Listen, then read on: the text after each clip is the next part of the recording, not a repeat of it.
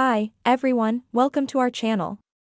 Today we're going to talk about one of the most important steps you can take to improve your financial health: creating a plan to pay off high-interest debt. First, gather all of your credit card and loan statements and make a list of all of your debts, including the interest rate and minimum monthly payment for each one. Next, prioritize your debts by interest rate, starting with the highest.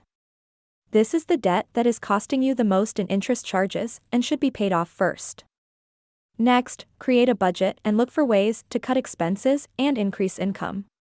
This will give you more money to put towards paying off your debt. Now, you can choose to either make the minimum payment on all of your debts and put any extra money towards the highest interest debt, or you can choose to make the minimum payment on all of your debts except the highest interest debt and put all extra money towards paying that off first. It's important to remember to stay consistent with your payments and to not take on any new debt while paying off old debt.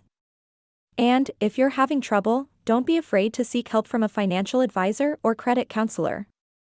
And, that's it. By following these steps, you'll be on your way to paying off high-interest debt and improving your financial health.